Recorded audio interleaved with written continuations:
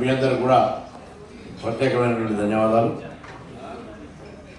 ప్రజలు మార్పు కోరుకొని 5 నెలల కింద నూతనంగా ప్రభుత్వాన్ని ఏర్పాటు చేసిన దాని లోపల ఒక కాంగ్రెస్ పార్టీ నాయకుడిగా, హుస్నాబాద్ శాసనసభ్యుడిగా, రాష్ట్ర రోడ్డు రవాణా మరియు బీసీ సంక్షేమ శాఖ మంత్రి ఆయన ట్రాన్స్పోర్ట్కు సంబంధించి మన దగ్గర ఏదైనా మార్పులు చేర్పులు అంటే డ్రైవింగ్ లైసెన్స్ సిస్టమ్ కావచ్చు, రోడ్ సేఫ్టీ కావచ్చు, లేదా డిపార్ట్మెంట్ పరంగా అంటే ట్రాన్స్పోర్టేషన్ సంబంధించిన నూతనంగా ఇంకా పబ్లిక్ ఉపయోగపడే విధంగా ఏదైనా మార్పులు చేర్పులు సలహాలు ఉంటే తెలంగాణ ప్రజలకు ఉపయోగపడే విధంగా మార్పు చేయడానికి మీ అందరి దగ్గర నుంచి కూడా సలహా సూచనలు కోరుతా ఉన్నాను. ముందుగా అదేవిధంగా మీ అందరి సహకారంతో ప్రభుత్వం తీసుకున్న నిర్ణయం ప్రకారంగా తెలంగాణ రాష్ట్ర రోడ్డు రవాణా సంస్థ ఆర్టీసీ 5 నెలల కాలం లోపలనే ఆపరేషనల్ లాస్ లేకుండా అంటే ప్రస్తుతం సంస్థ నడవడానికి సంబంధించి ఎక్కడ కూడా ఇబ్బంది లేకుండా ఉండే విధంగా సంస్థ ముందుకు పోతా ఉంది. సంస్థ నడిచే విధంగా ముందుకు పోతా ఉంది. పాత బకాయిలు తప్ప ఇప్పుడు సంస్థ ఎక్కడ కూడా ఇబ్బంది లేకుండా మహిళలకు ఉచితంగా ఇస్తూ మహాలక్ష్మి ఉంటే ఇల్లు ఎట్లా కలకలాడుతూ ఆర్టీసీ బస్సులు కానీ బస్ స్టాండ్ కానీ కలకలాడుతూ ఆర్థికంగా కూడా సంస్థ స్వయం సమృద్ధిగా ఆపరేషన్ లాస్ కూడా ముందుకు వస్తుందనే మానవుడి సందర్భంగా మీ అందరికీ తెలియజేస్తా ఉన్నాం. అందుకు సంబంధించి ఇంకేమైనా సూచనలు ఉంటే చేయమని చెప్పి కోరుతూ అందరం కూడా ఎవరి గమ్యాల్లో ఎవరి వ్యవహారంలో ఎక్కడెక్కడ బిజీగా ఉన్నా హాలిడే అంటే వీకెండ్గా మీరందరూ కూడా జనరల్గా సమయాన్ని బయటకు తీయగలిగేటువంటి సందర్భం లోపల మీ అందరినీ కూడా కోరుతా ఉన్నా. తెలంగాణ ప్రభుత్వం మీ అందరికి సంబంధించి అంటే దేశ సంపద కావచ్చు, రాష్ట్రానికి కావచ్చు, అనేక రకాలుగా గ్రోత్కు సంబంధించి ఉపయోగపడుతున్న మీరు ఇక్కడికి వచ్చి కష్టపడి చదువుకొని మాతృదేశానికి, మాతృ రాష్ట్రానికి, మాతృ జిల్లాకు ఉపయోగపడే సందర్భంలో ఎక్కడ కూడా ఇబ్బంది లేకుండా ఉండాలనేది ఒకటి. ఒక ఎన్ఆర్ఐ పాలసీ తీసుకొని వచ్చి, ఎన్ఆర్ఐ పాలసీ అంటే there is 2 types of policy. ఒకటేమో అరబ్ కంట్రీస్కి సంబంధించినటువంటి మైగ్రెంట్ లేబర్ సంబంధించి, 2 అప్గ్రేడేషన్ అంటే ఎడ్యుకేషన్ లోపల ఐటీ ఇతర ఆధారమైనటువంటి వ్యవహారానికి సంబంధించినటువంటి ఈ యొక్క డెవలప్డ్ కంట్రీస్కి వచ్చేటువంటి వ్యవహారం ఒకటి. మనం 2 రకాలు తీసుకున్నట్టయితే ఐటీ రంగానికి సంబంధించిన ప్రభుత్వం ఎప్పటికప్పుడు అప్గ్రేడ్ కావాలని ప్రయత్నం చేస్తూ ఉంది. ఈ 5 నెలల వరకు ఆలోచన తీసుకొని ముందుకు పోయి హెడ్ క్వార్టరే కాకుండా 2 టైర్ 3 టైర్ దాకా కూడా పోవాలని ఆలోచన గతంలో ప్రభుత్వాలు చేసినాయి. అమలు ఎంత జరిగింది, ఎవరు జరిగింది కూడా భవిష్యత్తులో తప్పకుండా ఇంకా మరింతగా క్షేత్రస్థాయికి పోవాలనే ఆలోచన ముందుకున్నది. అందుకు సంబంధించి మీ అందరూ సహకారాన్ని కోరుతుంది. ప్రభుత్వం సానుకూలంగా అందుకు స్పందించడానికి సిద్ధంగా ఉంది. జిల్లా కేంద్రాలు కావచ్చు, నూతనంగా ఏర్పడిన జిల్లా కేంద్రాలు కావచ్చు,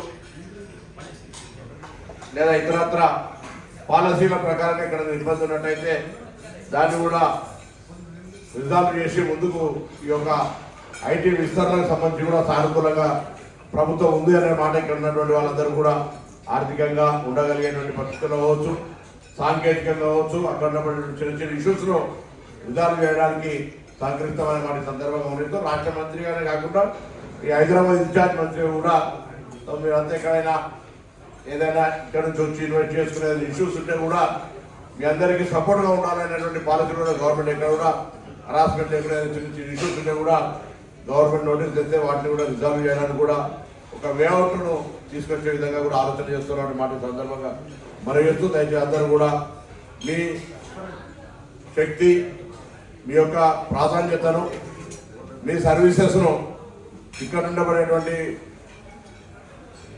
సేకరించబడ్డ మీరు లేదా చేసుకున్నటువంటి వ్యవస్థ నుంచి మీ ప్రాంతాలకు కూడా రావడానికి, అభివృద్ధిలో భాగస్వామ్యం కావడానికి మిమ్మల్ని అందరూ కూడా ప్రభుత్వం సాధారణంగా ఆహ్వానిస్తూ ఉంది.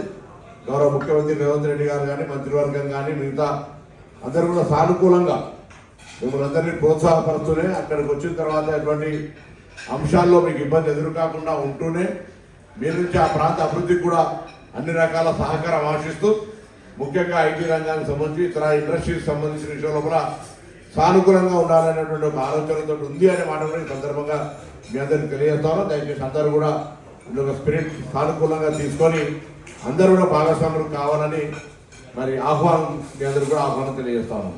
తర్వాత రాజకీయంగా మీరు చూస్తున్నాం, మార్పులు జరిగినాయి. ప్రజాస్వామికంగా జరుగుతున్నటువంటి దాంట్లో గతంలో మనం సెక్రటరీకి పోవాలన్నా ఏదైనా ఇబ్బందులు ఇప్పుడు ఏం లేదు. ఎక్కడైనా కూడా స్వేచ్ఛగా ఎవరినైనా కలిసి సమస్యలు అంటే వన్ వే కాకుండా సమస్యలు చెప్పుకునేటువంటి అవకాశం ఉంది. వినడానికి పరిశీలించడానికి ప్రభుత్వం సానుకూలంగా ఉంది అనేటువంటి మాట కూడా ఈ సందర్భంగా నేను మీ అందరికీ తెలియజేస్తాను. నేను అది నేరుగా కలుస్తున్నా, ఈమెయిల్ ద్వారా కలుస్తున్నా, ఇతరాత్ర ఎట్లా కలుస్తున్నా, బట్ ఇష్యూస్ మాత్రం మేము అడ్రస్ చేయడానికి ఓపెన్ టు డోర్. ఆ విధంగా ప్రజాపాలన కింద ప్రభుత్వం ఒక మార్పు తీసుకొచ్చే ప్రయత్నం చేస్తోంది. అది అభివృద్ధి పరంగా కావచ్చు, లేదా వ్యక్తిగత సమస్యలు కావచ్చు, వ్యాపార అభివృద్ధికి సంబంధించి కావచ్చు, ఇతర అనేక అంశాలకు సంబంధించిన విషయాలు కూడా మేమంతా కూడా గవర్నమెంట్ తరఫున మీకు ఒక అష్యూరెన్స్ ఇక్కడ ఉండబడి చాలా దూరంగా వచ్చి కుటుంబ పరంగా మరి అనేకమైన అంశాలు ఉన్నప్పటికీ కూడా ఇక్కడికి వచ్చి వ్యవహార రీత్యా వృత్తిరీత్యా ఇక్కడ సెటిల్ అయినటువంటి అందరూ కూడా అక్కడికి రావాలనుకున్నప్పుడు అక్కడికి నేరుగా ఎటువంటి ఇబ్బంది లేకుండా ఉండే విధంగా అన్ని రకాల ప్రభుత్వం తరఫున సానుకూలంగా స్పందన ఉంటుందనే మాట సందర్భంగా మనం చేస్తూ, నేను విద్యార్థి నాయకులుగా 87లో కరీంనగర్ ఎస్ఆర్ఆర్ కాలేజీ అధ్యక్షుడి నుంచి ప్రారంభించినటువంటి నా వ్యవస్థ 1999లో ఎన్ఎస్ఏ రాష్ట్ర అధ్యక్షుడు అయినా, 2005లో మార్క్ఫెడ్ చైర్మన్గా, 2007లో ఇక్కడ ఒక్కసారి అప్పుడు జరిగినటువంటి తానా సభలకు వచ్చాం. 2005లో 2009లో పార్లమెంట్ సభ్యుడిగా కన్వీనర్గా అయినాం. 2014 ఎంపీగా ఓడిపోయినాం. 2019లో ఎంపీగా ఓడిపోయినా ధైర్యంగా మళ్ళీ పార్టీ వదిలిపెట్టకుండా 10 సంవత్సరాలు ప్రతిపక్షంగా ప్రజల సమస్యలు పోరాడి మొన్న మళ్ళీ హుస్నాబాద్ కరీంనగర్ పార్లమెంట్ నియోజకవర్గంలో ఉండబడేటువంటి హుస్నాబాద్ శాసనసభ నియోజకవర్గం నుంచి అక్కడ ప్రజల ఆశీర్వచనంతో ఎమ్మెల్యే అయినా, ఒక ఎన్ఎస్యూ కార్యకర్తగా చాలా కాలంగా సీనియర్ కాంగ్రెస్ లీడర్ కాబట్టి మరి రాష్ట్రంలో మంత్రివర్గం అవకాశం వచ్చింది. తప్పకుండా నేను ఒక కార్యకర్తగానే కాకుండా నేను గ్రాస్ రూట్ లోపల స్టూడెంట్స్ యూనియన్ లీడర్ వచ్చిన కాబట్టి ఇప్పుడు అందులో బీసీ వెల్ఫేర్ మినిస్టర్ కూడా ఉంది.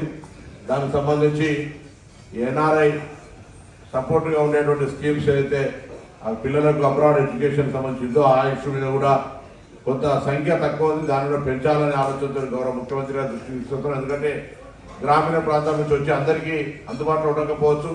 చాలామంది మా డిపార్ట్మెంట్కి దాదాపు 5,000 మంది అప్లికేషన్లు ఇక్కడికి వచ్చినటువంటి విద్యార్థులు పెట్టుకునే స్థితిలో చాలామందికి తక్కువగా ఆర్థిక సహకారం అందిస్తా ఉన్నాం.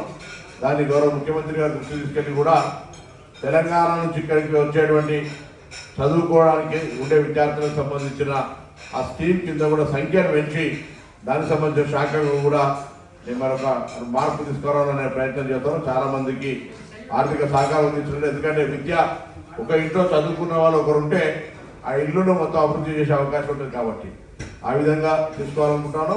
ఈ 2 అంశాలకు సంబంధించి బీసీ వెల్ఫేర్ సంబంధించి కావచ్చు, ట్రాన్స్పోర్ట్ మినిస్టర్గా ఆర్టీసీ లేదా driving licence, road transport system లేదా రోడ్ సేఫ్టీకి సంబంధించి ఇంకా ట్రాఫిక్ రూల్స్, అక్కడ జనాభా ఎక్కువ, మనకు ఉన్నటువంటి పరిస్థితి అందరికీ తెలుసు.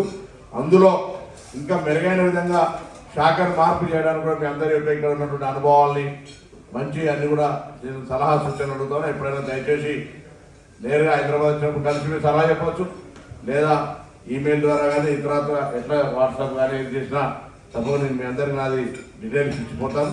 అందరు కూడా శాఖ పరంగా కూడా సమర్థవంతంగా పనిచేయడానికి సలహా కూడా కోరుతాను. రాష్ట్ర ప్రభుత్వం కూడా ఏదైనా మీ ఆలోచనలు ఉన్నట్టయితే ప్రజలకు మరింత లాభం జరిగి న్యాయం జరిగి సాంకేతికంగా ఐటీ రంగంలో అవుతుంది తర్వాత డెవలప్మెంట్ కావడానికి మీ సలహా సూచన ఉపయోగపడుతుందంటే మేము మోస్ట్లీ వెల్కమ్. మీ యొక్క సలహా సూచనలు తీసుకోవడానికి దయచేసి దాని సలహాలు ఏముంటుంది, మీకు సంబంధించి ఏ సమస్య ఉన్నా రాష్ట్ర ప్రభుత్వం మీ పట్ల చాలా సానుకూలంగా ఉందనేటువంటి మాటలు ఈ సందర్భంగా మీకు తెలియజేస్తూ మీ అందరూ కూడా ఈ యొక్క ప్రేమాభిమానంతో ఇక్కడ చేసినందుకు హృదయపూర్వకంగా ధన్యవాదాలు. మీ అందరికీ నా యొక్క మరొకసారి ధన్యవాదాలు తెలియజేస్తూ